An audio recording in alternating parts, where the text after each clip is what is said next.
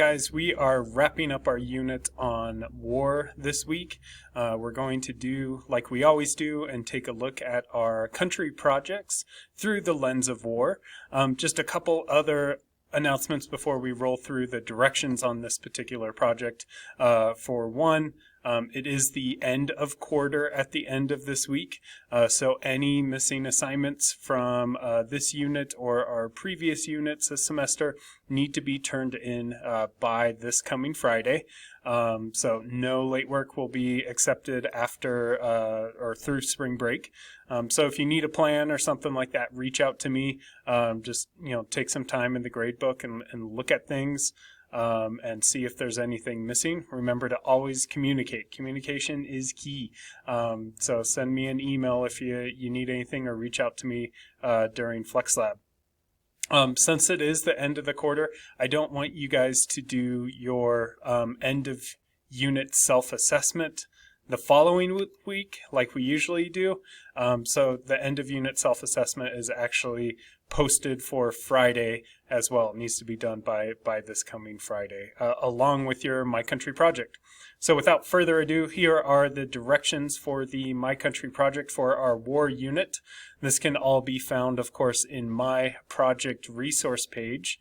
And I recommend that you open up your own website and kind of build along, add that page. You guys know how to do this now, but go ahead and open up your page, add a war section, because that's where your My Country project will be housed, is on that particular page.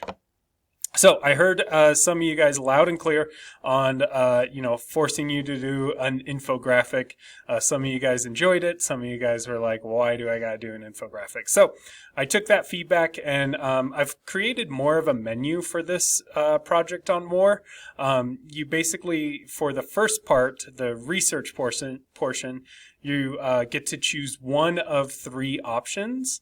And you're either going to look at just World War I or World War II within the scope of the project. So the first option really only has to do with World War II, but it's essentially creating biographical trading cards of the figures of World War II.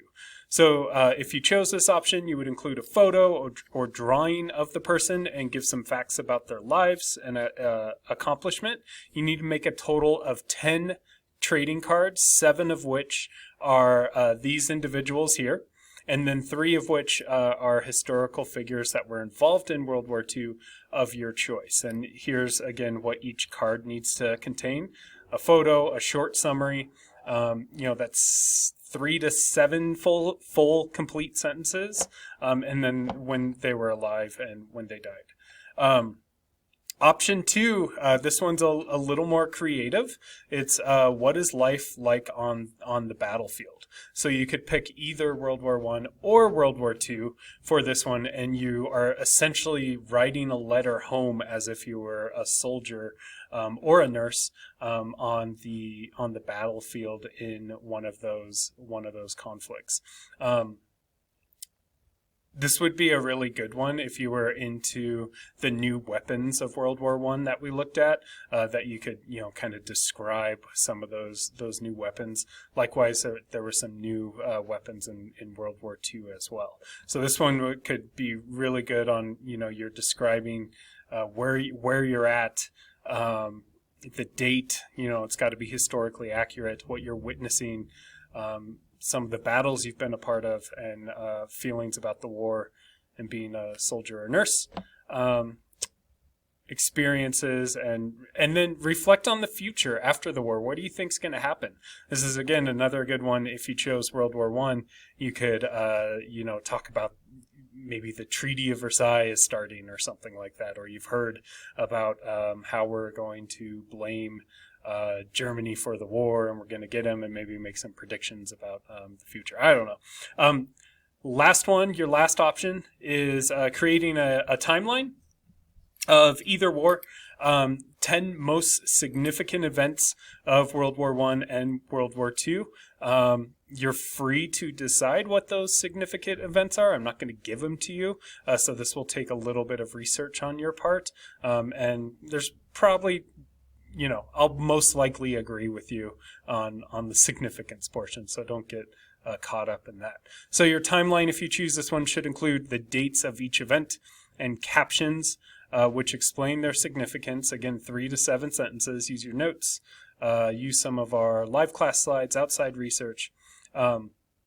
You can make this a physical timeline. It could be a digital timeline, totally up to you. You could use butcher paper, poster paper, construction paper, online, some sort of online timeline maker. Whatever works for you. You're free to be creative on this one. Each event, you include the date, a brief explanation of the event, and an illustration or photo for the event. Okay. So again, part 1 is kind of this research. It doesn't have a lot to do with your country, and you're free to choose one of these options that you do. In my presentation here, I have linked out all of our live class slides that you can take a look at, so you can go back and look at that. And then part 2 of this project is you're basically going to create a memorial, World War memorial for your country, and think about how was your country maybe involved in the conflict. Now I know your country might not have been directly involved. They might not have fought on either side, but maybe your country provided resources, or maybe there were some unintentional consequences that the war had on your country. Maybe your country really was involved in the conflict and a lot of people died or something like that. World War II had so many little proxy wars going on at the same time. Maybe a battle was fought on your country. You're really free to create, but you're going to make a memorial. This could be a drawing or like a physical sculpture or a diorama of some kind, right? So it does need to be something physical and creative. And you're going to talk about how you honor the war that you were involved in. Again, you can pick either World War I or World War II.